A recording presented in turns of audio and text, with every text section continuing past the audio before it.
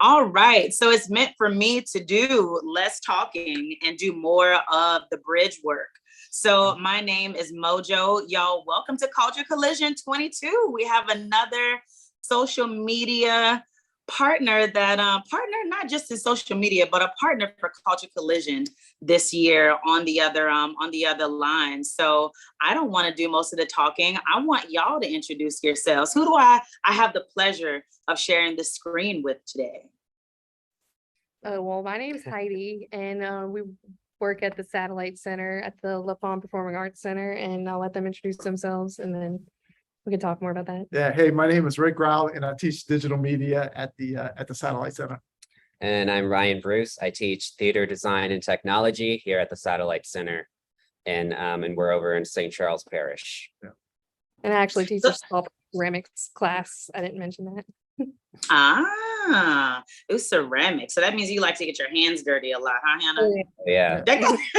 We got some Right, yeah, I was gonna say we got beautiful some examples. Yeah, Some student work. we were just looking at this right before we came on, but that was some stuff that This one's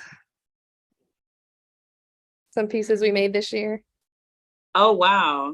Cool. Wait, was that your video where the students were making it was like edible glass?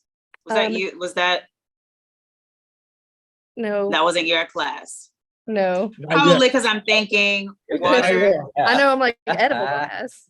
It was like it was like a video on your Instagram for like edible glass. So I just thought, I was like, oh, well, that's an interesting way. If this was supposed to be some type of ceramics. So for you to say that you teach ceramics, that's what I was like, oh, wait, was that your idea?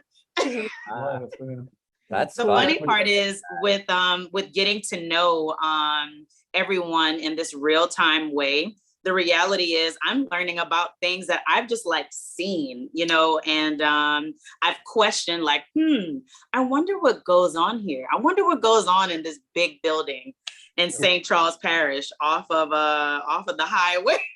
Yeah. All kinds of fun and exciting. Yeah. I know, yeah, I mean, we do. We have all kinds of stuff. Yeah. And sculpture. It's clear. I'm like, what have I been missing on? Yeah. And one curious question that I do have, how did this center come about? Like, who was the spark for this space? You're here. Okay, Yeah. so originally, in the Satellite Center's like main building is located right down the street from us.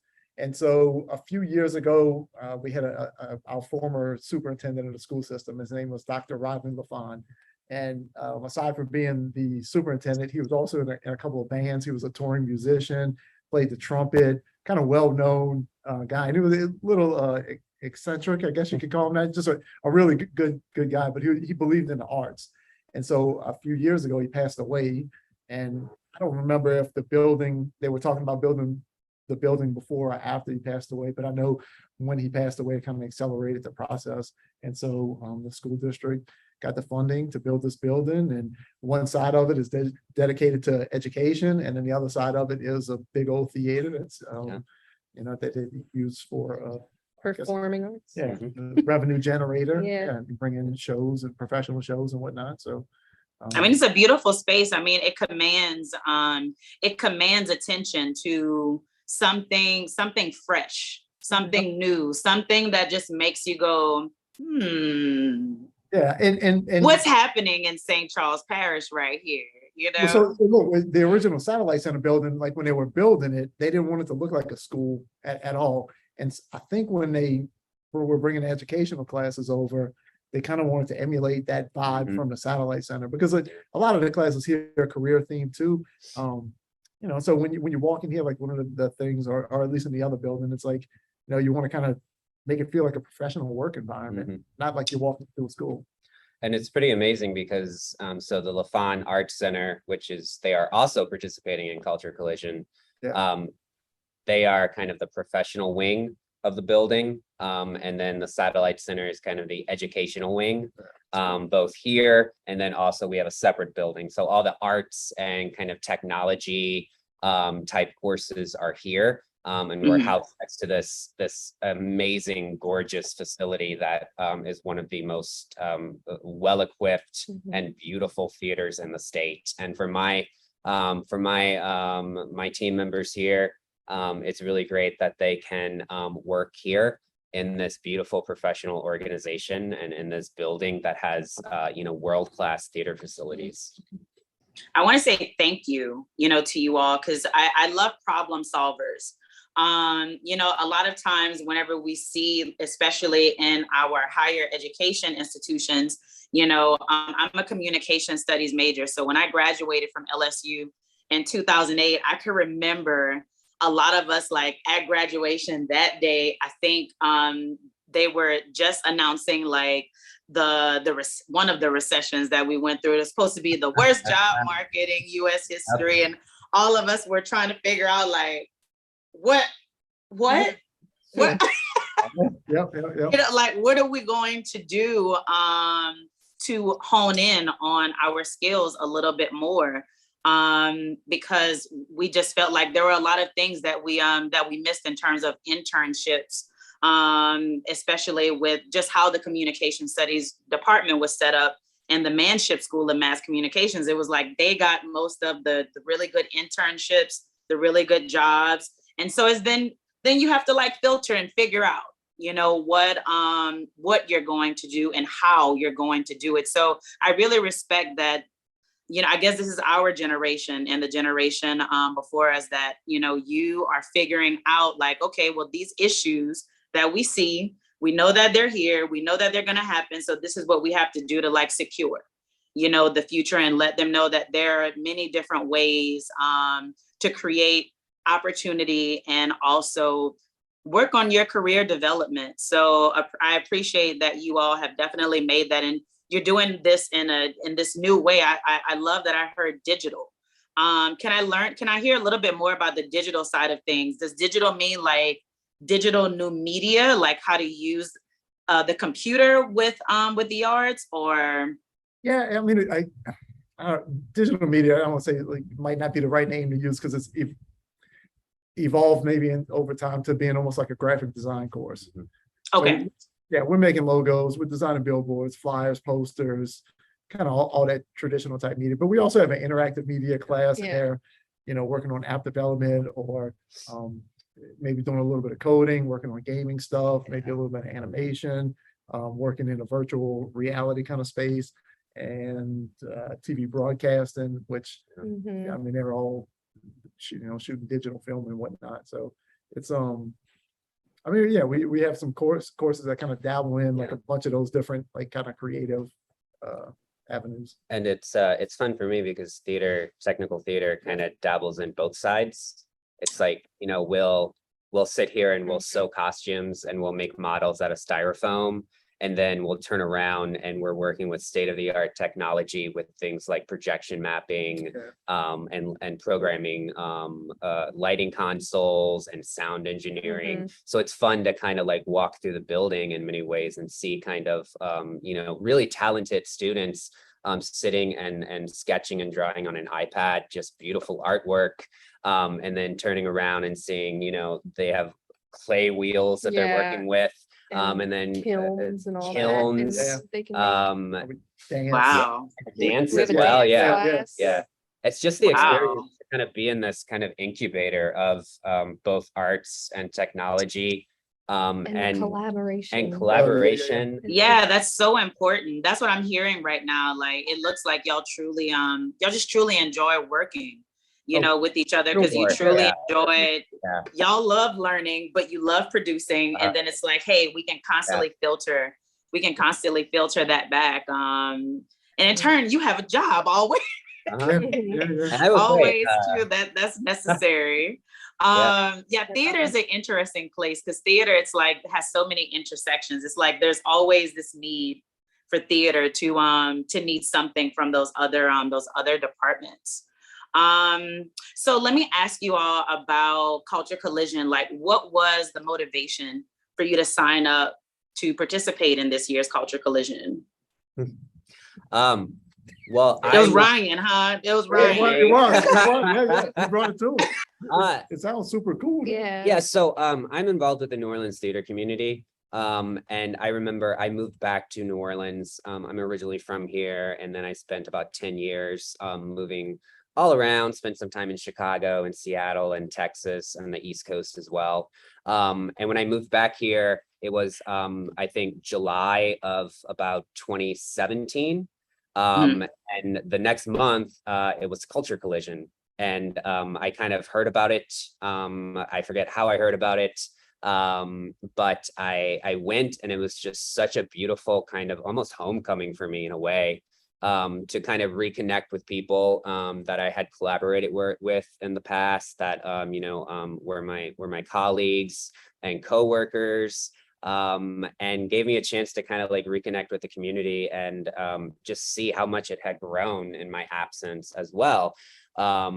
So having that experience, and then going back the next year in 2018, 2019, something like that, it was just such a great moment each year that you could look forward to kind of give you a refresher of kind of like who's out there and what exciting work that's happening in Southeast Louisiana. So when I heard that it was happening again here, one of my kind of goals has been to kind of connect the Satellite Center and the Performing Arts Center here to not necessarily connect in the sense of us to the New Orleans theater community, but like let them know that we are out here. No, you have to. Orleans You have Arts to. That's what I'm hearing conversation wise, like around Southern Louisiana. It's like one area has to consistently build off the other area. If St. Charles Parish has this going on, well, hey, look, they just built this brand new alumni center in Thibodaux. Here's how they're using some of the ideas that they saw from this other parish, and they're using this funding to make more of an experience for the people here and just connect. This is an entire area. It's interesting because it's the same thing that we do in tourism with travel. It's a drive market. And so you want to drive the market, drive people that are on the highway, just like how I said, I look at that center all the time and think in my head, like, what goes on, there, but not feeling, I don't want to say that I don't feel compelled to stop. I just, I think curiosity had to reach that point where it's like, it's just going to come to you. And that's kind of like the theme with tourism, with travel. It's like, you have to connect it and everyone builds off of what everyone is doing, so I really, I'm amazed, to be quite honest. When I hear y'all speak, it almost sounds like this is like the Full Sail of St. Charles Parish, but just on another level, because y'all have dance and ceramics. Like Full Sail don't have ceramics, okay? Yeah, no, it's very Full Sail-ish. Yeah. And what's kind of beautiful as well is with that focus on career development over here, something like Culture Collision. For me, it's like letting our students, our team members realize that there's so many opportunities in Southeast Louisiana with amazing companies, amazing organizations. And, for many, they don't often go into the city, or they don't often go into like the North Shore, or like you were mentioning, like that sharing of resources almost. So giving them this opportunity, even just to go to Metairie and, go to JPAC, is huge. That they get to see kind of like what's out there, not only as like career development for a potential artist or a technician, but also just as a citizen of like, hey, look at these beautiful arts organizations. Yeah, I think we're definitely shortchanging ourselves as artists if we don't use every space where we see, art can be created, which is everywhere. And so if New Orleans is right here and it has access to the world, literally, I'm happy that you all decided that, you would actually participate in Culture Collision and like get us to know, like, look, this is what's up in St. Charles Parish right now. It's down the street and, our arms are, we're open. So let me ask you all a question, since I just made that comment that you're open. So how does enrollment happen at LaFon? Do you have to be like a student in the parish? Is this a little bit like how NOCA is set up in New Orleans? Yeah, kind of. yeah, so you have to be enrolled as a student at one of the high schools here in St. Charles Parish. We have Hornville and Destrehan High School. And the original satellite center was set up to be just an extension of both of those high schools. So rather than the school district dumping a bunch of money in elective and career classes at each of the high schools, they just built that one center. And so kids come to the satellite center for half a day, and then they go back to the base high schools for half a day. Some kids, some are only here for periods. And so, yeah, so they have to sign up to take the classes. It's all elective courses. Yeah, they just schedule like at their school and they can like schedule it with their other classes. Yeah, and so some of our Oh, wow. It's like we used to take classes at the base. I don't know if Yeah. y'all had that growing up, like you had a certain point where, you know, your electives weren't at school. You had to go to the technical college. Oh, yeah. Huh. It's kind of like that, yeah. Yeah. Yeah. Yeah, It's yeah. like that. Okay. And Yeah. what's great for them is, you know, they're moving from their high school. So if they drive, they actually drive here. And if not, they take the bus here. And when they arrive, like Rhitt was saying earlier, we really strive to make it seem like a professional environment. It's still a school, but like they have a lot of, you know, we focus a lot on agency. We really focus on like them being in the driver's seat of their education and what interests them. And many of them comment that like they really love the idea and the space that they're given here to be treated like an adult. Yeah. Well, thank y'all for the work that you do, and it's appreciated. So one last question from me. How should we pronounce the name of your organization? Should we say LaFawn or should we say St. Charles Parish Satellite Center? I think St. Charles Parish Satellite Center, Okay. because that's kind of the umbrella organization. And then we are located inside the LaFawn Center, which is technically a different organization. Yeah, that's a good Yeah. way to put it. Yep. Yeah.